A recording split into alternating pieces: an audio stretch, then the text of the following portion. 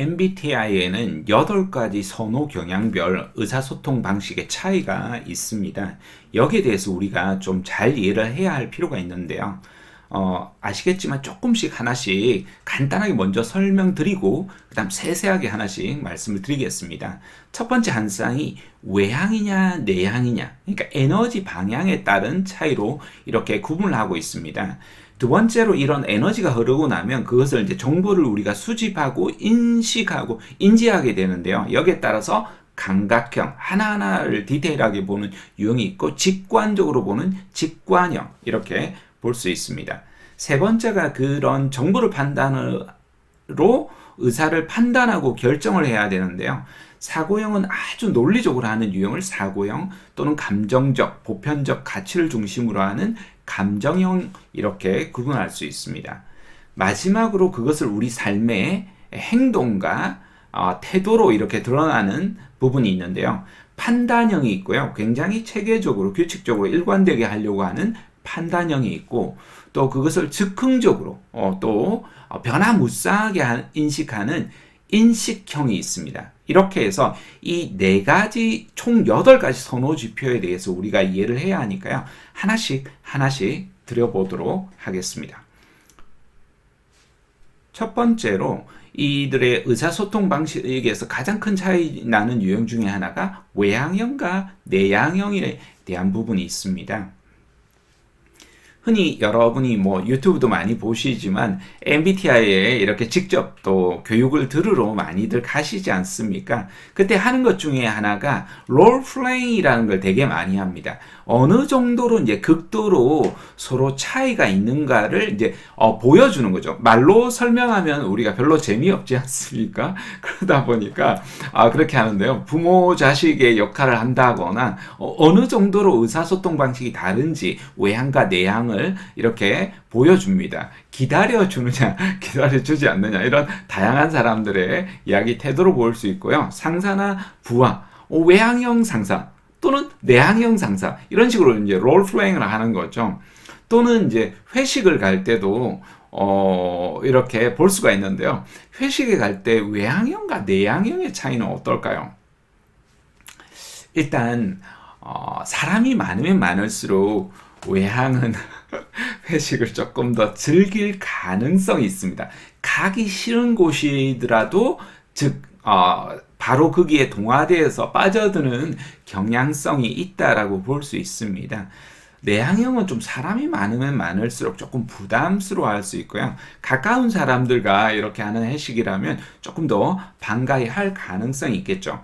일단 여러분이 회사 회식이다, 뭐 동료 동아리 회식이다, 또는 아르바이트 회식이다, 뭐 여러 가지 모임들이 있지 않습니까? 동호회 회식이든 간에.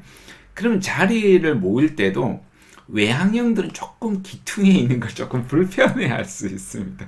왜냐하면 소통하기가 조금 제한적인 영역이 있다 보니까 좀 다대다소통을 원할 수가 있겠죠. 이런 롤플레잉을 해 나가면 그런 부분을 볼 수가 있습니다. 내향형은 어떻습니까? 조금 가볍게 소수와 밀도 있게 의사소통하는 것을 좋아할 가능성이 높습니다. 그러다 보니까 소수와 긴밀하게 이제 한두 명과 이야기를 하고 나면 어떻게 생각합니까? 오늘 좋은 사람을 만났다. 예, 이걸로 이제 좋은 거죠. 근데 외향형이 어쩔 수 없이 움직이지 못하는 외곽에서 움직이지 못하고 계속해서 누군가 한 사람과 소통을 했다라면 오늘 너무 많이 진 빠졌다. 찐득이한테 물려가지고 계속 한 사람하고 소통했다라는 이런 생각할 가능성이 높습니다. 왜냐하면 외향형은 메뚜기처럼 여기저기를 뛰어다니면서 다양한 사람과 의사소통을 하는 것을 선호할 가능성이 높기 때문입니다. 그런 이제 여러분 상황들 볼 수가 있겠죠. 이런 다양한 이제 롤플레잉 상황들을 펼쳐놓고 구분하는 이런 부분을 볼 수 있겠습니다. 자, 외향형과 내향형에 대해서 우리가 기본적으로 이해를 하려면요. 외향형은 어떻습니까? 이게 에너지의 차이에 따라서 일어난다라고 하지 않았습니까? 외향형은 보통 외부 세계에 대한 관심이 많은 유형이라고 이렇게 볼 수 있습니다. 그러니까 폭넓은 관계를 되게 중요시 여깁니다. 얕고 넓은 관계를 되게 중요시 여기고요. 대부분 이제 말로 의사 표현을 하는 것들을 대단히 이제 선호하는 유형이라고 볼 수 있고요. 되게 그러다 보니까 소모가 되잖아요. 우리가 여러 사람을 만나다 보면 에너지를 쓴단 말이에요. 근데 이거 아이러니컬하게도 외향형은 에너지를 쓰면서 충전이 되는 이런 유형이라고 합니다. 아, 그러다 보니까 되게 열정적이다, 정열적이다, 이런 이야기를 추진력이 있다, 에너지가 많다, 이런 이야기를 되게 많이 듣고 리더십이 있다, 이런 이야기도 듣기도 하고 또 반대로 또 가볍다, 이런 이야기, 또 시끄럽다, 이런 이야기도 듣긴 합니다. 그래서 자기가 주로 어떤 사람인지가 쉽게 전달이 되는 경향성이 있습니다. 반대로 내향형은 에너지를 바깥으로 이렇게 분출하는 것이 아니라 분출은 하긴 하는데 안으로 에너지를 일단 비축한 다음에 에너지를 분출한단 말입니다. 그러다 보니까 내가 어떤 사람인지 내향형 사람은 잘 알려지지 않는 부분이 있습니다. 그래서 소수와 집중하는 이런 관계들을 대단히 이렇게 선호한다라고 볼 수가 있고요. 대단히 이제 조용하고 신중한 부분이 있고요. 다대다보다는 1대1 소통을 선호한다라고 이렇게 볼 수 있습니다. 외향형의 대표 사례와 내향형의 대표 사례도 들면서 조금 더 들어가 보도록 하겠습니다. 외향형의 대표적인 사례는요, 끼가 넘치는 MC 전현무 씨를 들 수 있지 않을까 싶습니다. 신문사 기자로 이렇게 입사를 했는데요. 교육 중에 일주일 만에 바로 퇴사를 합니다. 너무 보수적인 분위기에서 내가 내 외향형적인 끼를 발휘하기에는 대단히 좀 어렵겠구나, 이런 걸 이제 깨닫게 된 거죠. 그러다가 이제 YTN 방송국의 아나운서를 입사를 하는데요. 여기 역시도 제한적이잖아요. 방송국의 뉴스 아나운서라는 게 대단히 제약적인 부분이 있죠. 그래서 조금 더 나은 KBS로 옮기기도 하는데요. 뉴스 전문이잖아요, YTN은. 그래서 조금 더 기회가 있겠지 싶었지만, 그래서 이제 틈틈이 바깥으로 나갈 수 있는 기회들을 이제 노렸었죠. 그러다마다 오버액션을 너무 많이 하니까 위에 이제 선배들한테 대단히 꾸지람도 많이 들었다라고 합니다. 그때 뭐 기억하시는 분들이 있을지 모르겠지만 대단히 이제 국민 밉상이라든지 캐릭터, 진상이나 하극상 위에 사람들한테 대든다거나 이런 캐릭터들이 이제 하나씩 들어서게 됩니다. 그럼 밉상 캐릭터 드는 것을 기꺼이 꺼리지 않고 계속해서 하게 되었고요. 그러면서 이제 독립을 하게 됩니다. 프리 선언을 하게 되고, 그래서 이제 KBS에서도 처음에는 이제 출연하지 못하다가 나중에 이제 출연을 다시 하게 되죠. 10여 개 이상의 이제 코너를 맡으면서 자신의 이제 외향적 기질을 소통해 나가면서 승승장구해 나가게 됩니다. 반면에 이제 내향형의 이제 성공 사례로 저는 여준용 대표를 들고 싶었는데요. 여러분 방송 못 보신 분이라고 하면 EBS 다큐 프라임에서 했던 나는 내성적인 사람입니다 라는 이 방송 꼭 보시기 권합니다.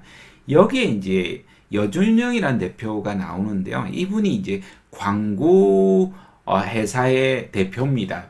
직원이 100여 명이라고 합니다. 광고라고 하면 보통 우리가 외향적인 이런 성향을 또 가지고 있는 이런 부분들이 많고, 실제로 대단히 좀 활동적으로 움직여야 되고 프레젠테이션도 많이 해야 되니까 남들 앞에 서야 되는 경우도 많은 겁니다. 근데 여기 대표님은 남들 앞에 서기를 좀 꺼려 하는 겁니다. 고객사 앞에서 프레젠테이션 한다는 게 너무 거북스럽고 부담스러워서 이제 고객들을 초대하게 되고요. 회사를 오면 사장실에서 이제 프레젠테이션을 하는 겁니다. 말도 안 되는 거죠. 갑과 을이 이제 뒤바뀐 이런 상황들이 될 수 있지 않겠습니까? 그런데 이제 제품의 결과 퀄리티가 너무 좋다 보니까 재의뢰를 하는 경우가 많다고 합니다. 심지어 이제 직원들 앞에서도 하고 싶은 이야기가 있을 때 광고에 대한 사랑은 너무 많은데 직접적으로 의사소통하는 것이 너무 부담스러워서 영상으로 이렇게 촬영해 두고 직원들한테 이렇게 보여준다, 이런 이야기를 합니다. 그러다 보니까 비서도 있는 것이 너무 부담스러워서 혼자 커피 타고 혼자 이제 손님 접대를 한다라고 하더라고요. 그래서 이분이 했던 이야기 중에 대단히 이제 인상 깊었던 것이, 이게 심하게 이야기하면 본인이 대인기피증이 있을 정도로 굉장히 이제 기피증이 있었다는 겁니다. 근데 이런 사람들은 왜 도대체 방송에 나왔을까? 이렇게 생각할 수 있잖아요. 근데 그런 자신 같은 사람들이 많을까봐 방송에 이제 출연하게 되었다라고 이렇게 이야기하는데요. 고민하는 님, 생각하는 님, 그러니까 혼자 있으면서 그 사색하는 님, 이런 것들을 통해서 오히려 사업을 키워왔었고 그런 것이 잘못되지 않았다라는 이야기를 하고 싶었다, 이런 이야기를 하는데요. 되게 이제 인상이 깊었습니다. 또 한편으로 이제 방송국의 PD라고 하면 굉장히 활발하고 에너지가 있어야 되지 않습니까? 거기다가 이제 특히 또 말을 많이 해야 되거나 나와야 되거나 이러면 더더욱 더 그렇지 않습니까? 근데 이 킴브이라는 CNN의 책임 프로듀스는 이렇게 처음에는 봉사활동을 했답니다. 사람들 앞에서 말 한마디 꺼내는 것조차도 너무 힘들었어요.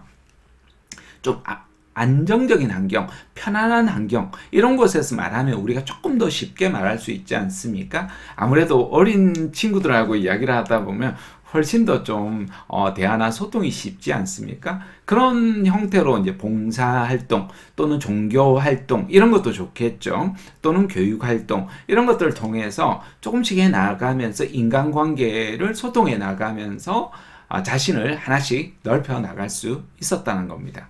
자, 이런 방법들 너무 좋겠죠. 자, 그렇다면 외향과 내향을 구분할 수 있는 방법이 있을까요? 여러분은 외향인지 내향인지 한 번만에 알 수 있나요? 한 번만에 다 알아보기는 대단히 사실 어렵긴 하지만요. 외향과 내향은 좀 비교적 많이 잘 드러나는 편입니다. 일단 기본적으로 아주 간단한 방법은요, 목소리로 볼 수 있습니다. 목소리 자체가 톤이나 이런 것들이 크고 빠르면 외향형일 가능성이 대단히 높습니다. 한 7, 80%는 외향형이라고 이렇게 볼 수가 있습니다.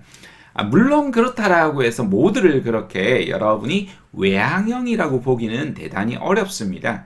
제가 알고 있는 이 탐험가 함길수 대장이라는 분이 계신데요. 굉장히 이제 저는 외향형이라고 이렇게 생각했습니다. 정말 목소리가 우렁차고 목소리 또 그리고 굉장히 빠르거든요. 그리고 표정도 밝고 만날 때마다 안아주시거든요. 남자들인데 너무 에너지가 넘치시는 거예요. 그래서 당연히 저는 외향형이라고 생각했습니다.